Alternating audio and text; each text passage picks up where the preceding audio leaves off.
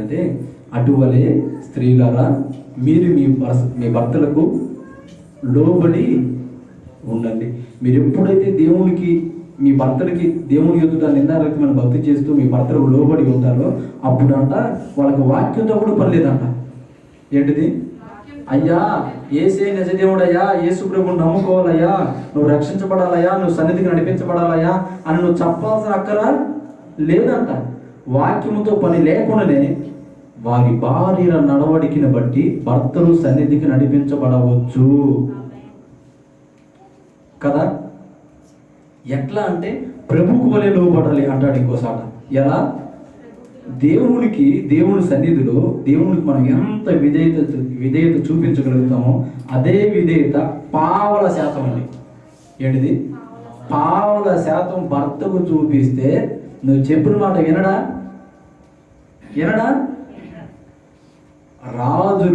రాజ్యాలని కోల్చగలిగిన వాళ్ళు స్త్రీలు బలహీనమైన ఘట్టం అంటారులే కానీ వాళ్ళంత బలవంతులు ఇంకొకరు లేరండి. అవునా కదా? అంటే ఒక వ్యక్తి రాజు అవ్వాలన్నా అతడి విజయం వెనకాల అలాగనే ఆ రాజ్యం అంతా పోగొట్టుకొని పేదవాడిగా పడున్నాడన్నా ఎస్. అంటే ఈరోజు మన భర్తలు మందిరంలో ఉన్నా దానికి కారణం మనమే, ఒకవేళ లోకంలో ఉన్నా దానికి కారణం మనమే అవుతాం.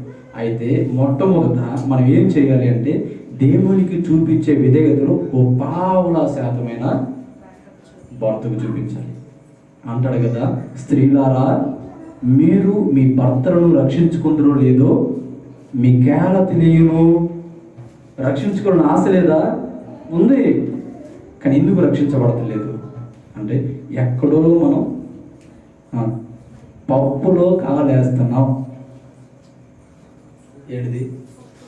మనం తేడా చేయకుండా కనుక నేను చెప్తున్నాను కదండి, ఒక భార్యకి భర్తే దేవుడు కదండి, అవునా?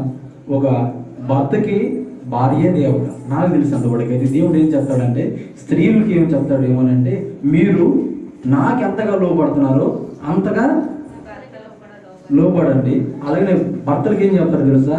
అదే నేను మీ కొరకు ప్రాణం పెట్టాను కదా, అలా మీరు మీ భార్యను ప్రేమించబద్దులై ఉన్నారనే విషయం జ్ఞాపకం చేసుకొని నువ్వు ఎలా ప్రేమించాలి నీ భార్యని అంటే సంఘాన్ని నేను ఎలా ప్రేమించి ఎలా సంరక్షించుకుంటున్నానో ఆ రీతిగా మీరు ప్రేమించాలి అంటాడు. నిజంగానే ఒక భార్య ఈ దేవుని మాట వింటే, ఈ భర్త దేవుని మాట వింటే, వీళ్ళిద్దరూ దేవుని మాట విని ఈ రీతిగా నడుచుకోగలిగితే ప్రతిరోజు వాళ్ళ కుటుంబంలో ఏంటిది? పండగే కదా.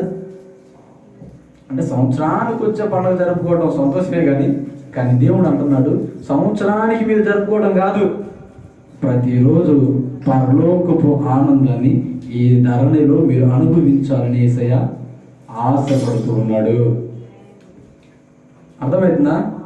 మీరు గనక ఈరోజు దేవుడు మనతో మాట్లాడినట్లుగా పొందుకున్న రక్షణ పోగొట్టుకోకుండా, అర్థమవుతుందా? కుటుంబంలో కనుక ఈ రీతిగా మీరు ఉండగలిగితే మీరు కూడా తల్లి అమ్మా ఇది చూడండి నాకే చూడండి మీరు కూడా ఈ రీతిగా బ్రతకగలిగితే కుటుంబంలో రోజు పండగే. ఏంటిది? పండగ అనే మాట చాలా సంతోషంగా ఉండేది కదా. అలాగనే మన బ్రతుకుల్లో కూడా దేవుడు నిత్య ఆనందం నింపును గాక. ఆమేన్.